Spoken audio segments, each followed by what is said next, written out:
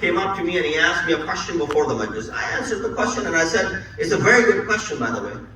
And sometimes you say it's a very good question just so that you can buy time to go ahead and think about the answer. And you say, well, it's a very good question, so you give tawqiran bil hikmah. You want to appreciate and give integrity to the question. But that was generally a good question. So I said, mashallah, it's a very good question.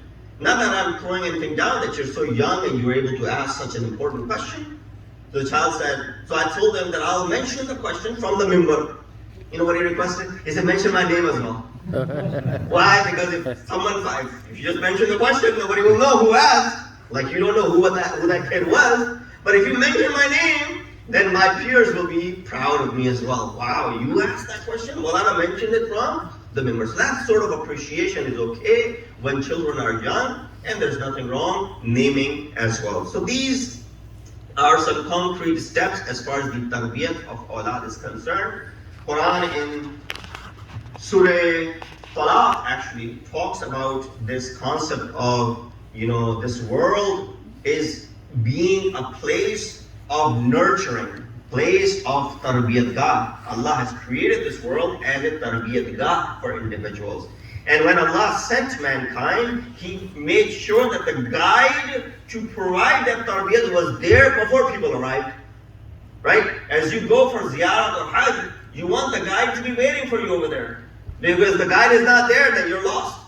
You expect someone to be guiding you, be there because you're going to this new place. Guess what? When Allah sent mankind to this world, the guide in the form of Hazrat Adam والسلام, Ahl-e-Bait, was present in order to go ahead and remove any sort of ambiguities and the doubts that may arise.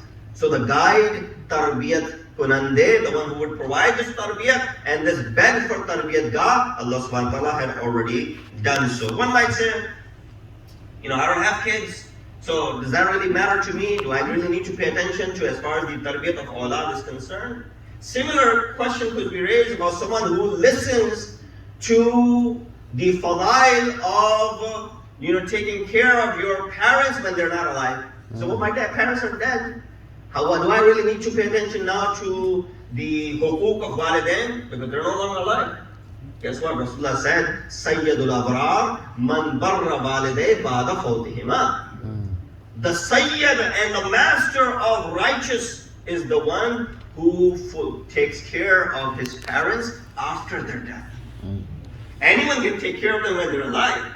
But to be able to take care of them after their death is someone who's Sayyidul Abrar. Guess what? When it comes to children as well, even if you don't have them, this country at least makes you pay for the education, even if you don't have the kids. Right? Your taxes, you have to pay the taxes. And those taxes are used towards education, whether or not you have kids or no. So this is where, as far as tarbiyat is concerned, all of us are in it. I'll just quote a couple of riwayat in this reference before I bring you towards close. First riwayat is from Kitab